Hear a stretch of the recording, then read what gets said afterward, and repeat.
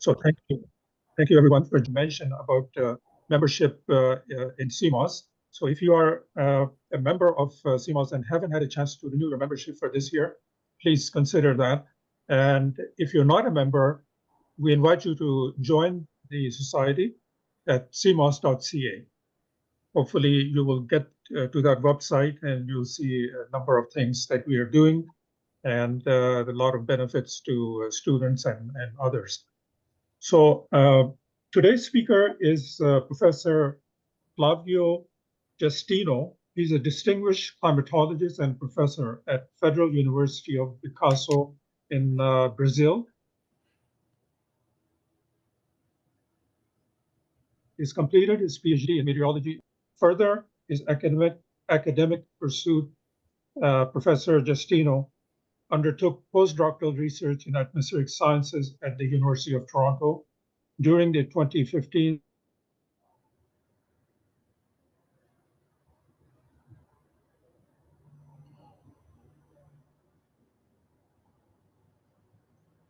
16 academic year, the Polar and Climate Research Center. Professor Justino research focuses on ocean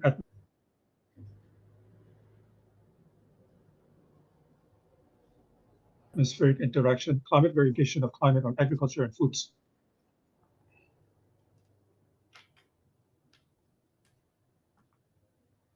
Security. His contribution has scientist award in Germany in 2002, and the distinction and designation of science associate at the International Center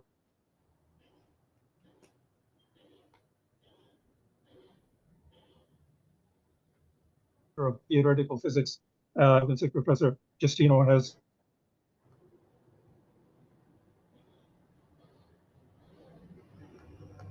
mentored numerous graduate students. His collaborative effort with international colleagues have resulted in over 90 peer-reviewed publications.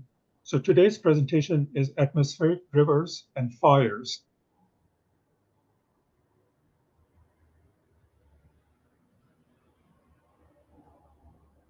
Across North and South America. Go ahead, please. Thank you, Amir, and I'd like also to thank you, the Canadian Meteorological Organization, for this meeting and this opportunity to share with you this brief presentation about atmospheric rivers and fires. Because we have some, in the last, I would say that's in the last 10, 20 years, we have substantially increased our knowledge of how the fire responds to atmospheric conditions in terms of danger and risk and the frequency of fires. And this interlink or interchange between the atmospheric dynamics and fire is related sometimes with the increased frequency of atmospheric rivers that increase precipitation. This precipitation make more vegetation and more combustible material to be available for dry out and burning in the summer season. So what we will show you in this presentation is how is the atmospheric river distributed in North America and in some extent in South America, and how these fluctuations of atmospheric rivers can be related with the severity and frequency of fires, in particular in North America in the first place. This work has been done with the collaboration of the University of Illinois with Professor Francina Domingues, and Ohio State University with Professor David Bromwich.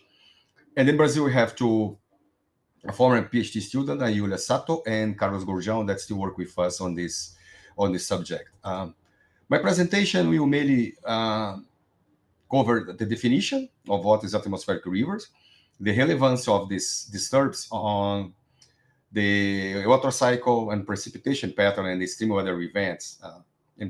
In terms of this kind of extreme events, fires, I would say that's most overlooked. There is no really a deep understanding of how the atmospheric rivers landfall precipitation is associated with fires or can be associated with fires. We also try to show about physical characteristics of the atmospheric rivers, how formation dynamics, the impacts of atmospheric rivers, and a little bit about climate change and atmospheric rivers.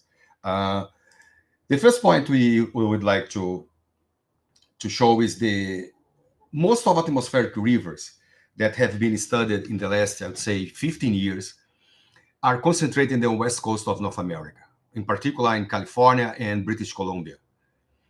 I'm not sure why this has been chosen a region for most of part of work. But we have also a very important contribution of atmospheric river to precipitation in the east part of North America, in particular in the southern US. And atmospheric rivers differs in terms of the integrated vertical transport, because the integrated vertical transport, it embedded all the systems that are included in this belt of moisture, of heat. When you talk about atmospheric river, you have some differences, because atmospheric rivers need to have some characteristics that are also embedded in the integrated vertical transport. But most part of these atmospheric rivers are channels, thin channels that has a lot of moisture and sometimes a lot of heat that they transport to the northern latitudes in the northern hemisphere and to the southern latitudes in the southern hemisphere. And this is the main pattern of the atmospheric rivers in the North America. It most elongated in the west coast and comes from the east North Pacific Ocean. When we look more precisely, most of these atmospheric rivers, it occurs outside the tropics. In particular, northward of 30 north and southward of 30 south. But not necessarily is what we have in the South America. In the South American, sometimes the atmospheric rivers can move through the west coast, from the east side of the Andes mountains, and coming from sometimes 10 degrees south to the south part of the South America, embedded in the sublevel jet.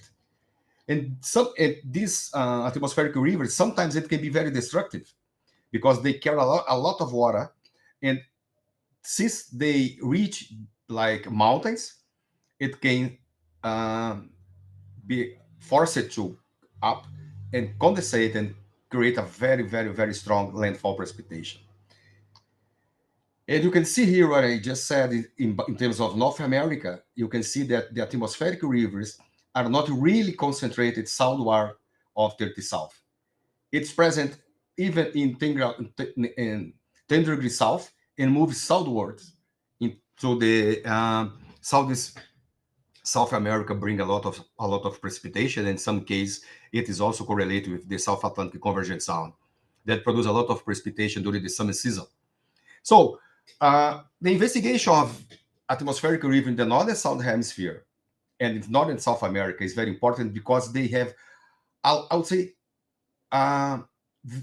not similar pattern, but they can be related with a lot of extreme events that could be associated with droughts and consequently drop in crop productivity, but it can also be associated with floods when the frequency of these events are more increased, or maybe we have the severity of the atmospheric river. So what we will try to cover in this presentation is what leads to changes in the atmospheric rivers, and how are the trends of those rivers, and what you can perhaps expect in the future climate.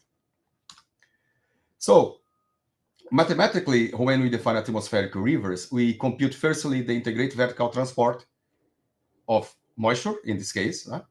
In the case here, we integrate from the surface to 300 hectopascals, and we need, after computing the integrated vertical transport, we have several conditions that should be applied to this IVT in order to have the atmospheric river shapes.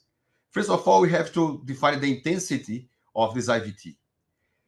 To characterize the magnitude of atmospheric rivers, we have to have values of this IVT higher than 850th percentile, or 100 kilograms per square meter per second. in each grid cell. So this is the first filter that we should have to characterize an atmospheric rivers. After that, we have the IVT directions. And the IVT direction should always be 45 degrees or close to 45 degrees orientation northward in the north hemisphere or southward in the south hemisphere. This is the second point. The geometry should be, the length of this atmospheric river should be larger than 2,000 kilometers, and the length to width ratio larger than 2. This is the first thing that we should have to characterize an atmospheric river. And this is an example. All this blue part here is a integrated IVT, and also the direction and the geometry. But the atmospheric rivers are only this part that we have here in red in this figure here. So when this characterizes what we call the atmospheric rivers. In Brazil, we have I would say a misunderstanding when we define atmospheric rivers, because most part of the claim about atmospheric rivers are not really related with this method proposed by Guan, that we need to have all these conditions to characterize an atmospheric river. What we have in the most part of cases is just the IVT, the plot of IVT that is computed, and this is also claimed sometimes as common atmospheric rivers. But atmospheric rivers are in fact some characteristics inside of the IVT transport. Okay. So the intensity of the atmospheric rivers also have been put forward in terms of the prognosis of catastrophe or floods or droughts. For instance, if the atmospheric rivers goes from 250 to 500 kilograms per meter square, we can say that this atmospheric river is primarily beneficial because the amount of water that it carries is very beneficial generally for agriculture, especially in the West Coast. That is what we expect, much affected by landfall precipitation. When we have this related with the duration also of 48 to 72 hours, it is mostly beneficial, but can be hazard sometimes, especially because if you are in the big centers and big cities, you can have also a lot of water and can have these flash floods in the downtown or even in the other parts of the city. So that's why the duration of the event is also important. When we move to the number 3, we can have something that can be beneficial or it can be hazardous, depending on the time and the intensity of the event. And we go for the number 4, that we have a lot of water transport, but the duration is also long. We have mostly hazard, also beneficial. Again, if you are not in urban areas, sometimes the number 4 can be beneficial to have more water availability in I would say a much longer time scale. And the primary hazard is when we have this very intense maximum water vapor transported between 1,000 and 1,200, and that lasts more than between 48 and 22 hours. So this is a very dangerous one. And this happened in Canada, as I show you now, for instance, in 2024. But interesting characteristic of the atmospheric rivers is that they transport, at most cases, the same amount of water that is transported by the Mississippi River in US. Something like 16,000 cubic meters per second.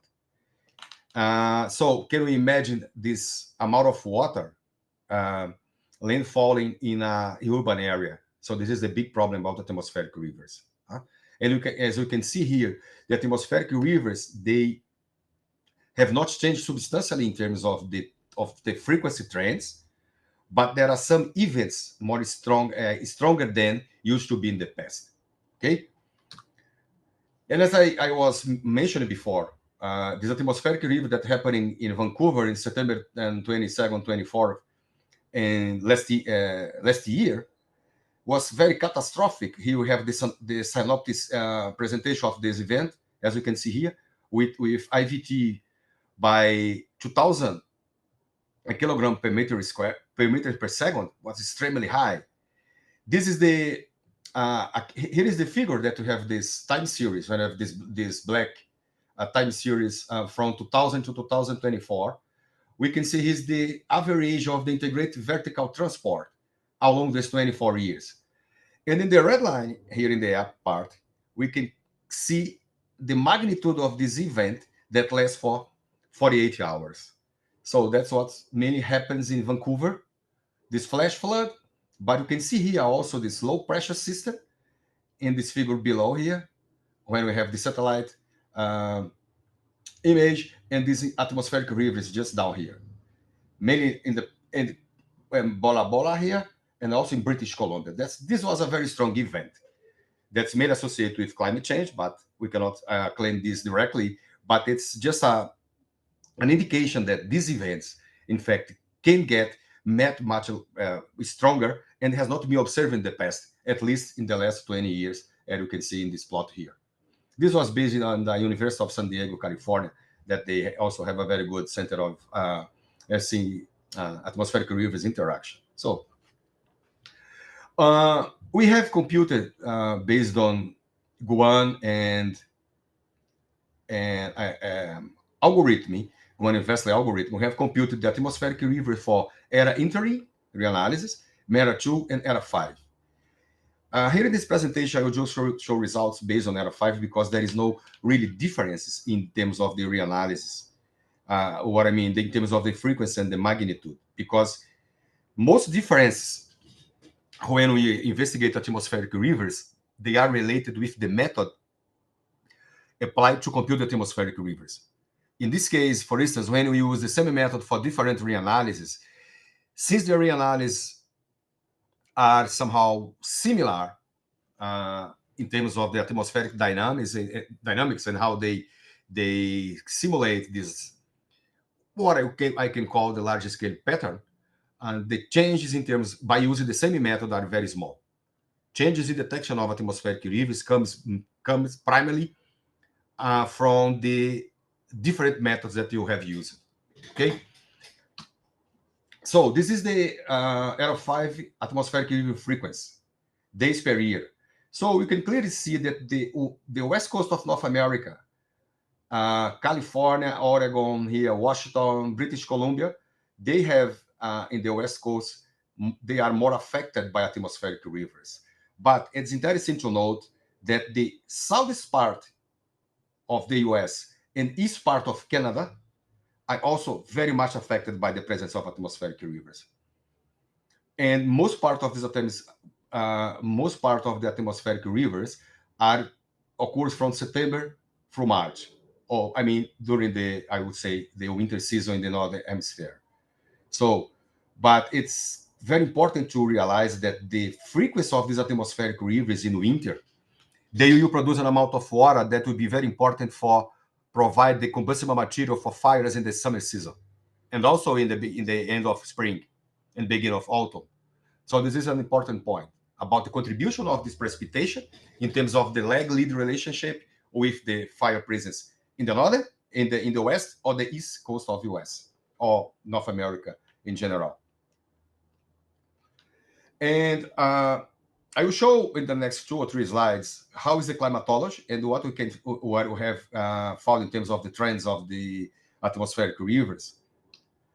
And in order to do that, we have isolated 2 regions of North America that the atmospheric rivers are more frequent. The first one we call the West North America. That is the box here in the west. And the other one we call the Southern North America, that the eastern part of the US, primarily because those two regions have been very much affected by atmospheric rivers. And what you can see here, when we make the annual average of the atmospheric river frequency and the precipitation related, we can see that there is no significant trend of atmospheric rivers in the west coast of North America. But we have a significant trend of the atmospheric rivers frequency, as in dark here, the black line, and the blue line shows the related precipitation in terms of the percentage of contribution to the total precipitation. So what I'm showing here is that the the contribution of the atmospheric river precipitation to the total precipitation can reach in the south part of the North America something like 40%. I mean, 40% of the total precipitation in this box here, SNA, is related to with the atmospheric rivers.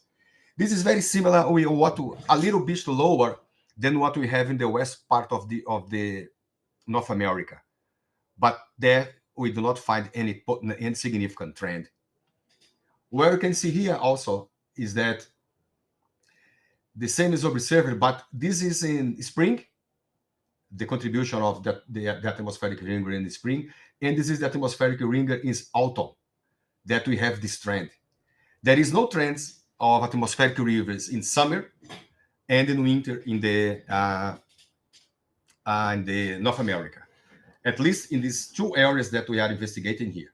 So this is quite important to mention that the atmospheric rivers, they have so important contribution for precipitation in spring that we can see here around by something like 35-40%. And we have a little bit lower in autumn, that's something like 30%. But nevertheless, it's a very important contribution. So the absence of atmospheric rivers could be very dramatic and problematic to the precipitation in both east or west coast of North America. As I said, no trends have been detected on the west coast defined region. However, trends are significant positive in the SNA during winter and spring. When we move for the special pattern of the seasonal trends of atmospheric rivers, total precipitation, and the precipitation related only with atmospheric rivers, we can see this in winter that we have a negative trend of atmospheric river in the west coast and a positive and significant trend of atmospheric rivers frequency in winter. And this has been also related with decreasing total precipitation in the west coast of North America, but increased precipitation in the east coast, as you can see here in the figure E, here in the middle, but has also resulted in substantially increased precipitation associated only with air. When I call atmospheric river precipitation, I'm just saying that if the atmospheric river was present in that grid box and I have precipitation, I am assuming that this precipitation is associated with atmospheric river. So all these red lines, red grids here indicates that the presence of atmospheric rivers has increased the total precipitation, has contributed more substantially for the precipitation of the total precipitation of this region. When we move for summer, the negative trends in the west coast of North America is more crucial. It also reached a little bit more further east, because you can see in winter is more related in California and the really west coast. But when we move to summer, the reduction of atmospheric river frequency in the North America, in the south part of North America, especially in the US, is different than what we have on increased atmospheric rivers in Canada, especially in the west coast, what I call Vancouver, the part of Yukon, something like in this part of Canada, as shown in this figure C here in significant trends. And all of this pattern with increased frequency in Canada and decreased frequency in the US is also related with the increased precipitation in Canada, but reduction in precipitation in the California, how I say, and west of the Rocky Mountains in this part of the US here. And you can see in summer in the figure G here in the middle. And this is also followed by the contribution of atmospheric river precipitation for the total precipitation, as I can see here in the east coast and the west coast. However, I have to say that the increased atmospheric river presence in Canada, as you can see here in figure C, is not really reproduced by the atmospheric river precipitation. Why I'm saying that? Because sometimes atmospheric rivers, they are present, of course, but the amount of precipitation that they produce are not really high. And so we have a higher frequency of atmospheric rivers sometimes, but not always. This increased frequency will result in increased precipitation substantially. That's what's happening here in Canada. We have a positive trend, but it's not really significant. The same happens also in the south part of US. When we move to autumn, as you can see here in figure D, we have also contribution of atmospheric river even in Alaska, but also in the US-Canadian border here. That's also a very interesting part because there is a lot of agricultural activities in the Midwest of US, like here, for instance, in Ohio and Michigan and all these states that are a little bit what we call the corn belt with soybean and maize, very well produced. And we also have a positive contribution of atmospheric river in the east part of Canada, like here, Newfoundlands, Halifax, all these parts here. We have an important contribution of the atmospheric river to the precipitation in this part. Again, as we can find in summer, despite the presence of atmospheric river, the contribution for precipitation still exists, is positive, but what I also say that due to the short time series, like just 25 years, this is not significant at 95% in the East Coast. But here we can see that some part of Canada still gets some precipitation related to atmospheric river in the East Coast. In the first part of my talk, I said that we have a lot of studies that is observing and try to understand the features associated with atmospheric river in the West Coast, but not many studies has investigated how these atmospheric rivers are changing the East Coast and what about the contribution of those guys to precipitation, to all the other atmospherics and weather disturbs, like, for instance, snowfalls and landfall precipitation, flash floods. And this is something that is overlooked, and that's interesting to have a more observations on this. But what is behind these trends? Who is driving all these trends in terms of atmospheric dynamics? For instance, we can see that when we look about the potential of these forces, we have atmospheric rivers mainly are associated with temperature in the North Pacific. They are also associated with the pressure gradient of atmospheric, the jet stream dynamics, because this also drives a lot of water vapor to the north, and certainly with El Niño Southern Oscillation, because we know that El Niño Southern ENSO has a positive and can lead to droughts in the south part of the US, but there is another patterns of the ENSO that are in the north part of US, in Canada. And what we try to understand also here is what the ENSO, the Pacific North American pattern, and the North Atlantic Oscillation may induce change in atmospheric rivers. I think this is a great point to be discussed. And that's what I will show here in the next. We try to characterize based on correlation analysis, how ENSO, PNA, NAO in the North American monsoon can lead to changes in atmospheric river frequency, precipitation, soil moisture, and fire. And this has been done basically with the Pearson correlation with leads lags.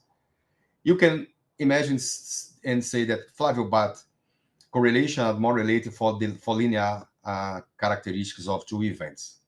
Nevertheless, when we are trying to look for seasonal or monthly time scale, this interaction between those phenomena are very much related with a linear pattern.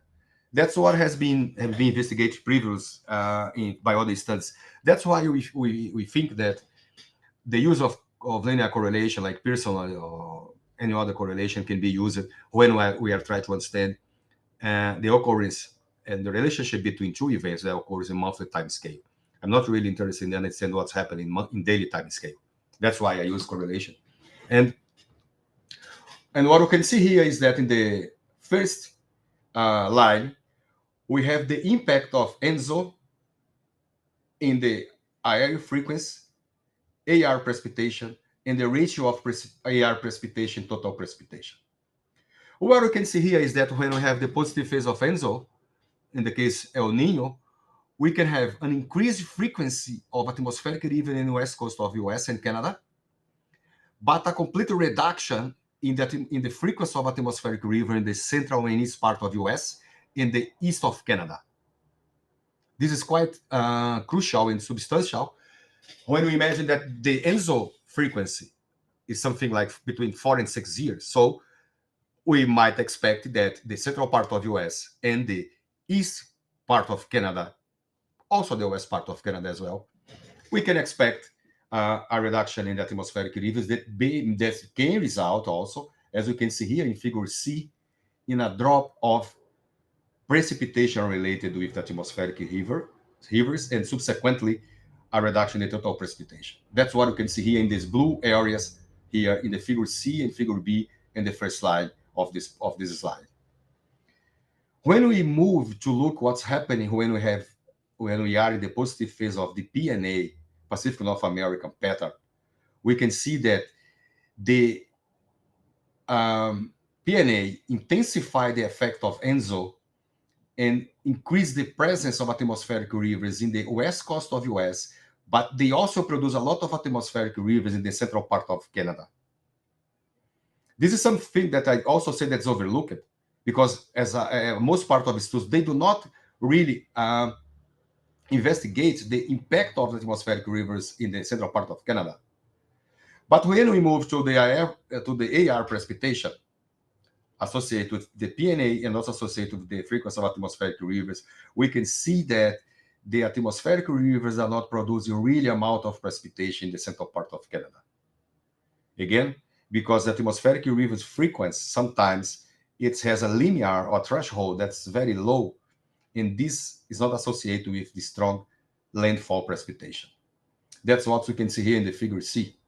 Okay, but we can in fact attribute a drop of precipitation in the east coast of US, as you can see here in figure C, when we have the positive phase of the PNA, that if it interacts with the positive phase of ENSO, will result in a low level of total precipitation. However, when we can observe the NAO pattern, that's the 30 line here in the bottom of the slide, we can see that the presence of the positive of the NAO results in very, very much enhanced frequency of the atmospheric river in the east coast, and also in the south part of US. But we can also mention that the central part of Canada is still getting a lot more frequency of atmospheric rivers, and also in Canada, in the north part of Alaska, we have also the presence of the atmospheric rivers associated with the NAO. We can say that this increased atmospheric river frequency in the NAO is more related with this associated pattern of SSTs that we have when we have the positive phase of NAO. We have this, what we call it, the host shoe, and the host shoe produce a higher SST in the along the east coast of US that will pump a lot of heat and water vapor to the continent, allowing for the formation of these atmospheric rivers that we can see here in this figure A, associated with the NAO. And this also has a result in increased atmospheric river precipitations, as you can see here in figure B, and also in the contribution of the figure B of the atmospheric river to the total precipitation. So while the ENSO and PNA will be associated with increased atmospheric river in the west coast of US, the NAO will be associated with the increased frequency of atmospheric river in the east coast. I would say that this is a very nice, interesting subject if you could understand how these three patterns can work together to have the final pattern. The point is, when we make the analysis of when occur the positive phase of NAO and the occurrence of the positive phase of the PNA, we have only 10-12% of the cases. I mean, most part of these events, PNA, ENSO, NAO, they occur separately, independently. There is no real match between them in terms of the time scale. That's what's happened, especially in winter. That is the season when the atmospheric river are much intense. In this case here, we have the relationship between the AR precipitation and the total precipitation.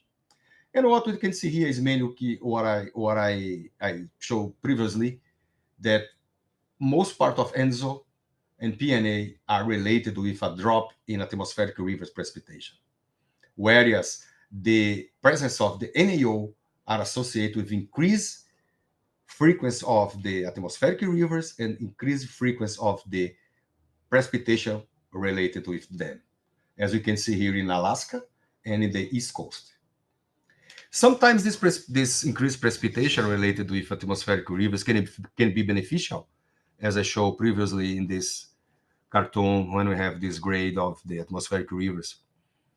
The possibility of have more vegetation during the primarily during the spring season, related with the more availability of water, related with the atmospheric river precipitation, can result in high amount of combustible material in the summer season that can allow for more fires in summer and autumn.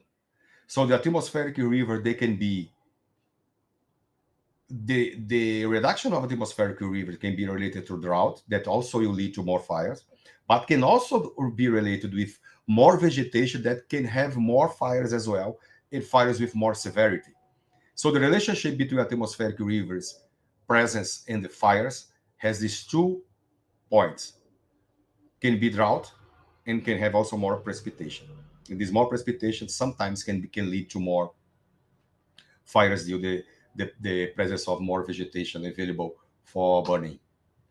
So when we try to draw a flow chart between the relationship between atmospheric rivers and wildfire characteristics, we can say that more frequent and intense atmospheric rivers lead to higher precipitation, more humidity, more fuel growth and moisture, can be related to fire to reduced fire danger and wildfire risk.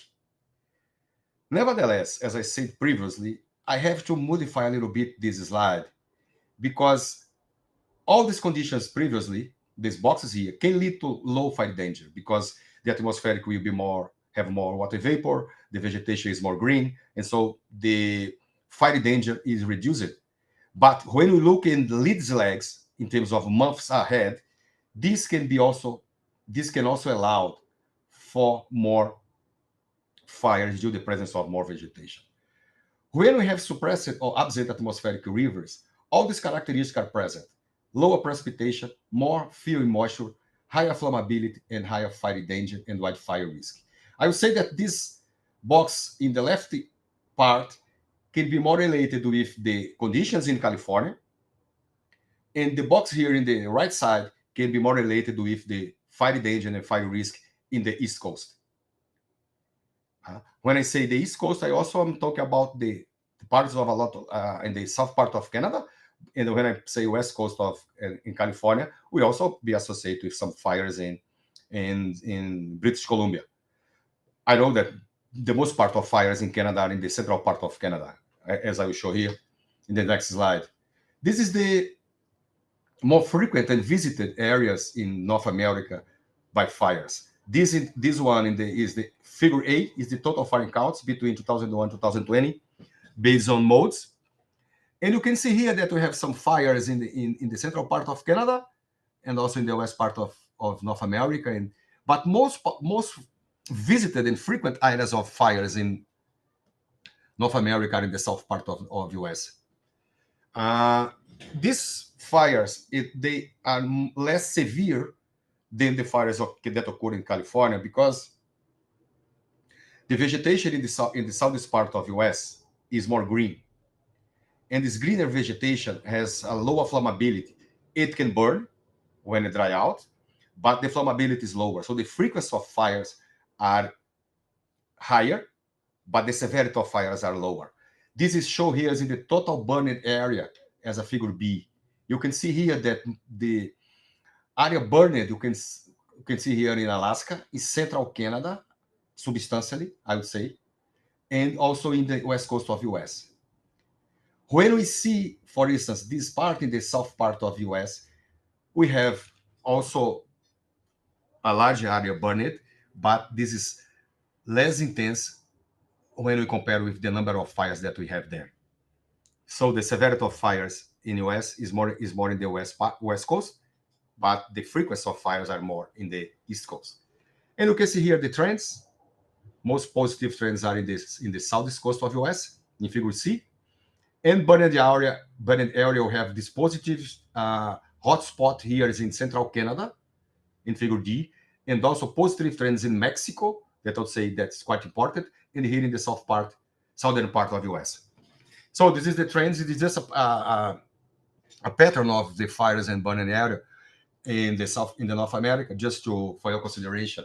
Since from now on, we will talk about the fire relationship with atmospheric rivers. This is the seasonal correlation between fires and atmospheric rivers in the leg zero seasonally. In A, we have winter, spring, summer, and autumn. We can see in blue is that we have negative correlation between the fires and the atmospheric rivers. Generally saying that when we have more atmospheric rivers, we have less fire in some parts.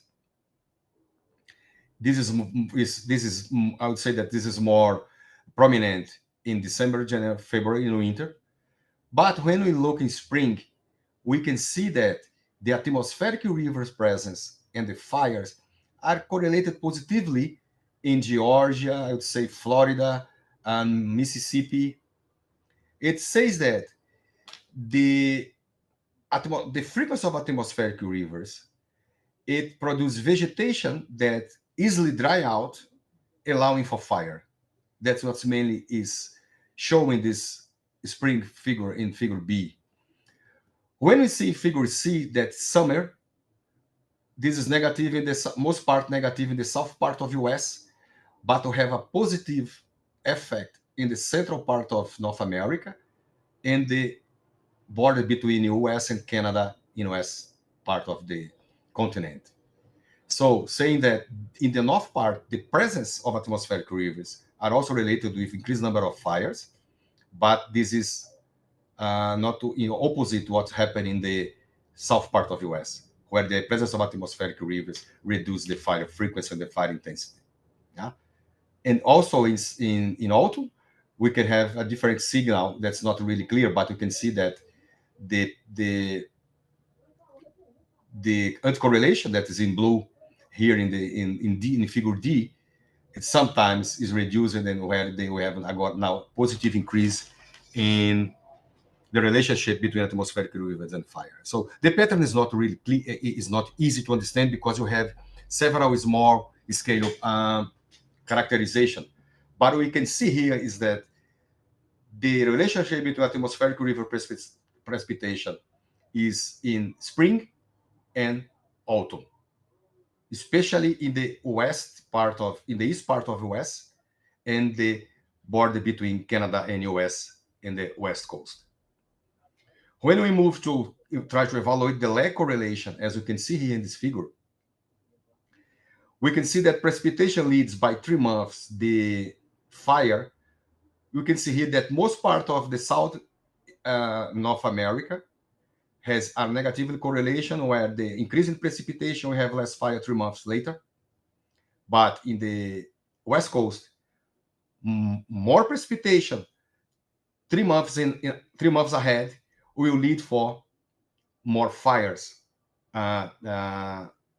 in these leads by 3 months. Like if you have increased precipitation in March, we will have more fires in June, like 3 months later. And this pattern starts to be a little bit more intense when you move for 3 months lag. You see here the area with red in the south part of US is increasing, and also still a lot of positive areas in the West Coast. And this gets much stronger when we have 1 month lead in the south, but now we have a negative correlation between precipitation and fires in the US Canada West Coast border. It means that if precipitation occurs, for instance, in June, we have less fire in July, but it's not the case for the East Coast. In the southeast part of US is where we get the highest correlation between precipitation and fires in when precipitation leads by 1 month the fire activity. And this is also present in most part of all distribution when we see this in the US part of in this part of US. Summarizing, what I say is that the west coast of US is very much related with the precipitation of AR precipitation when we have this 3 months lag. This is positive correlation. In the east coast and the south part of US, atmospheric rivers are related with fire in a shorter time scale, like 1 or 2 months lag. I would say 1 and league 0 when they are in phase.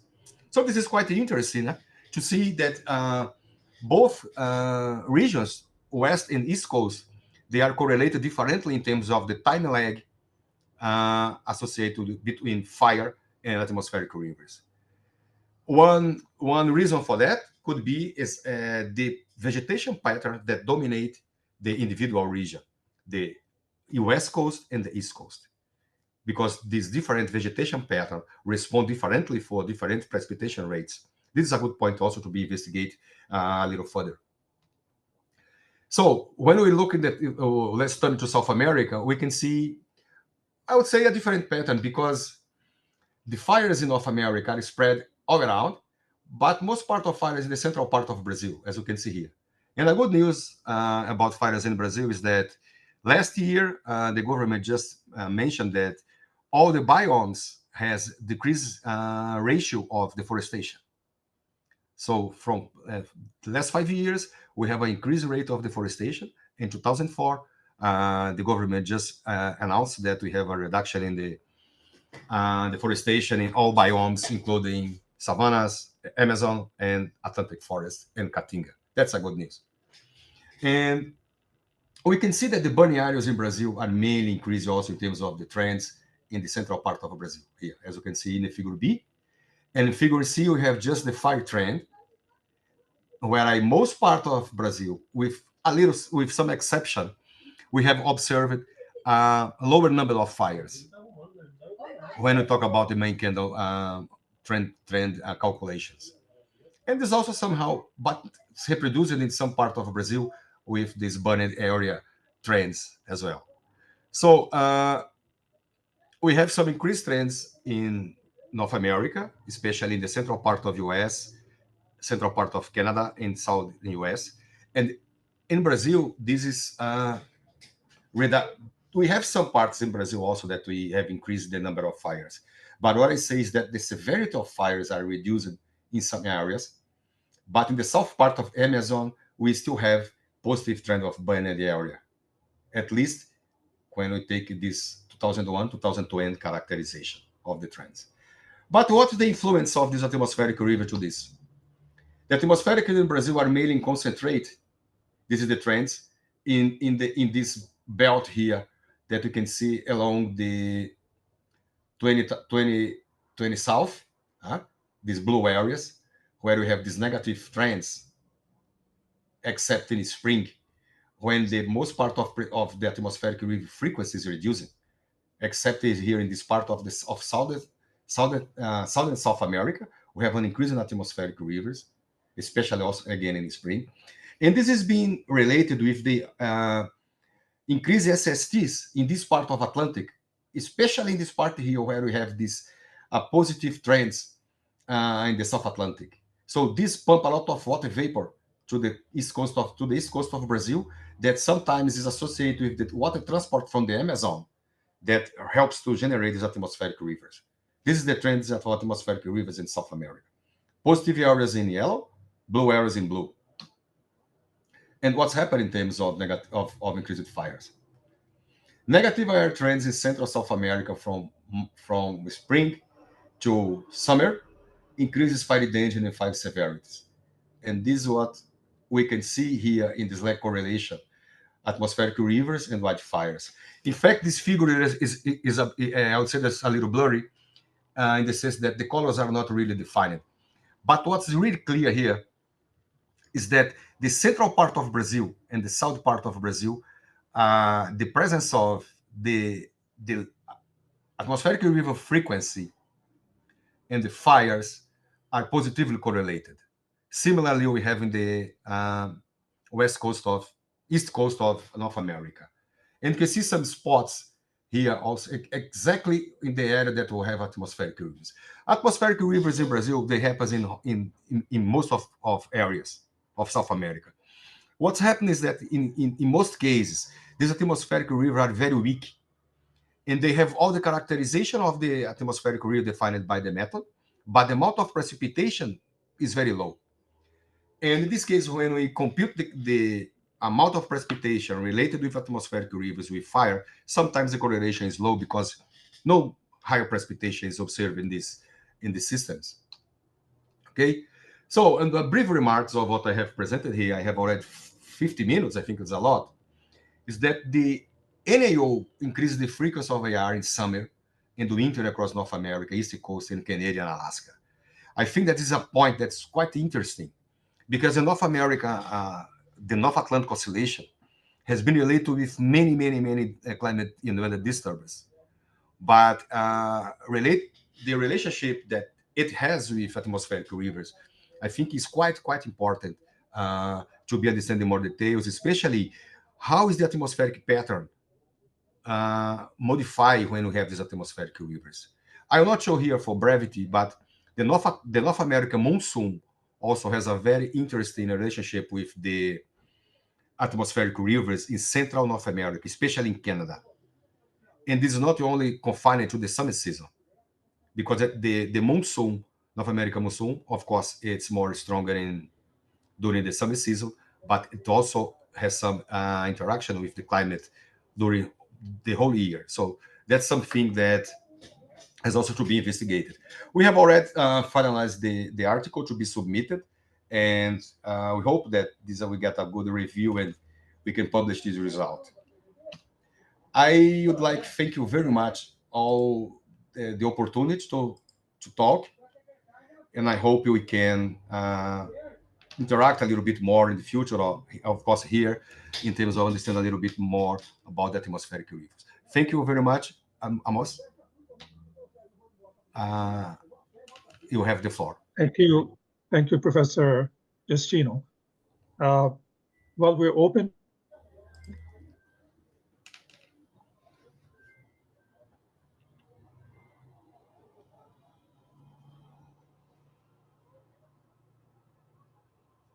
Chat.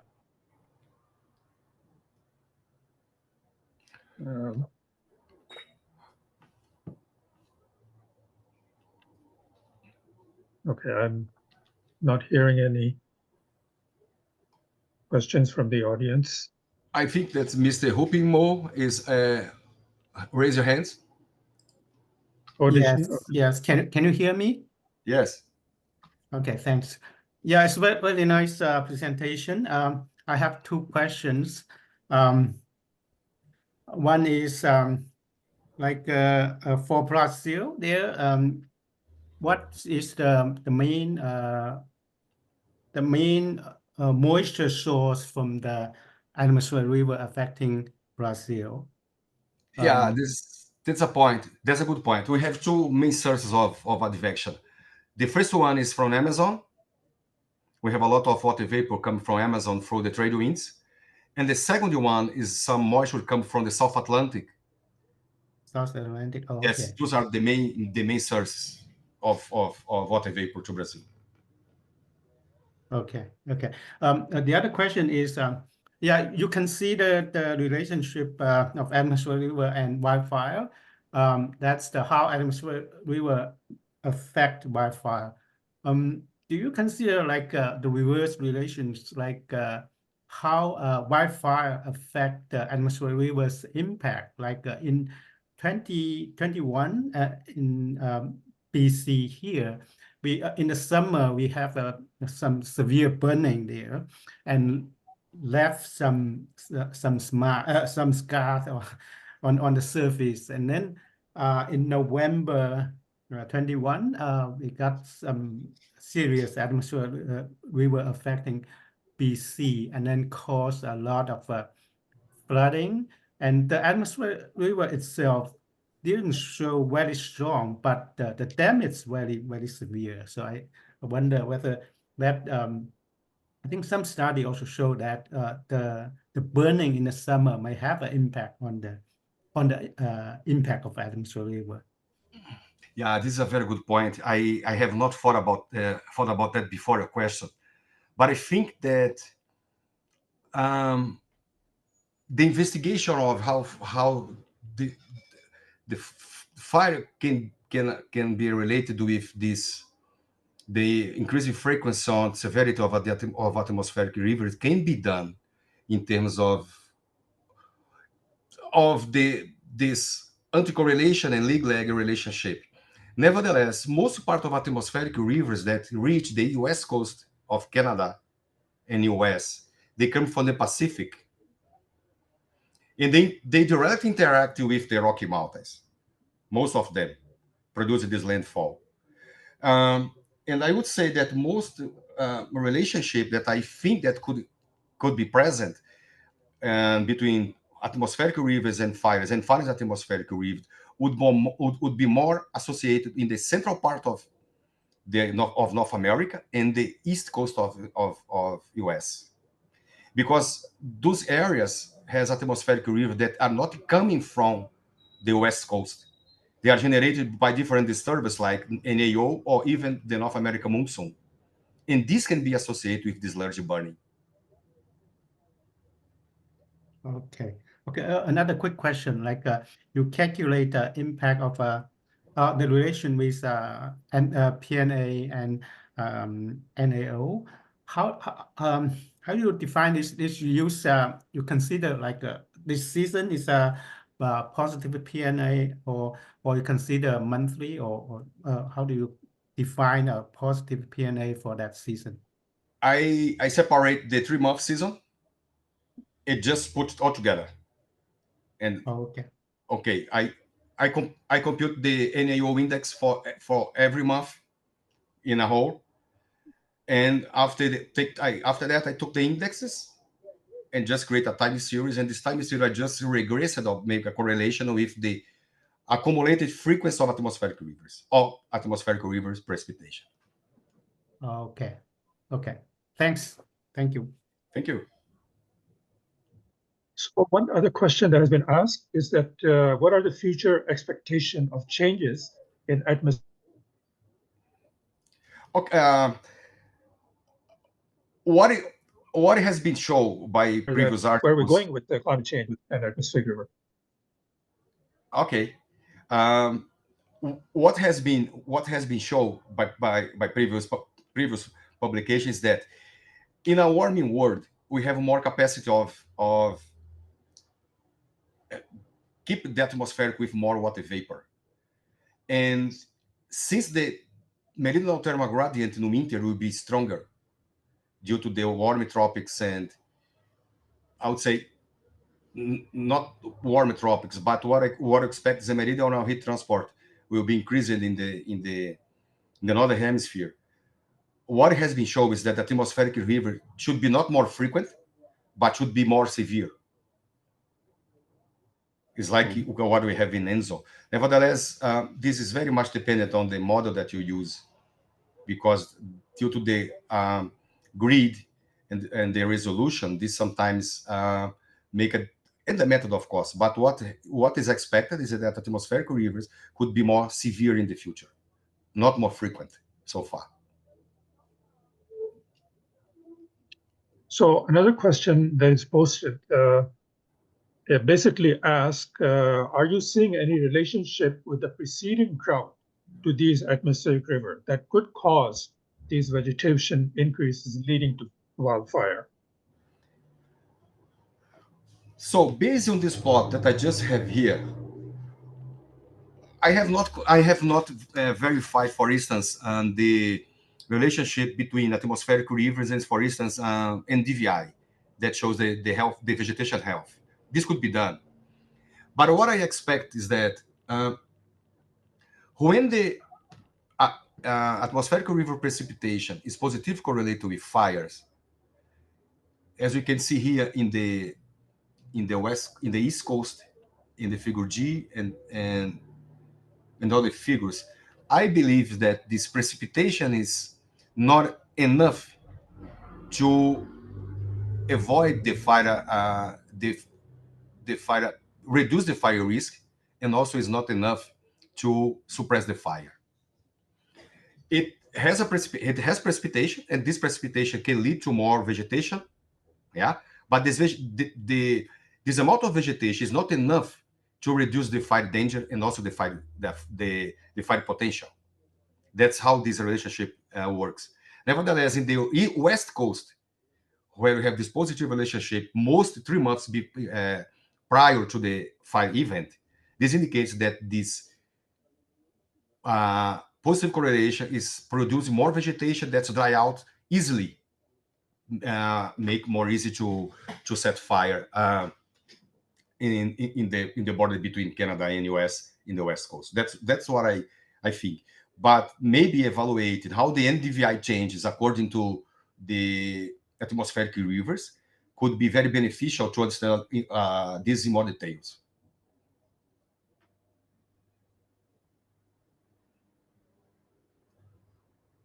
That's what I think that maybe happen, but certainly the use of NDVI or another. We don't have any more questions.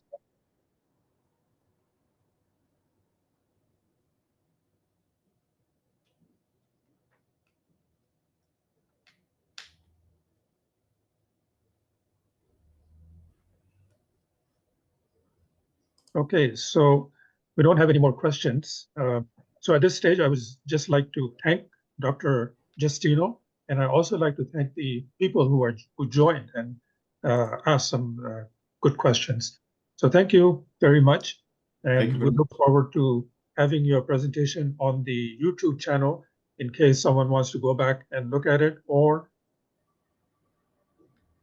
thank you very much, all of you that take this time to listen to my presentation. Also, if someone wants to know it. Thank you very much. Thank you.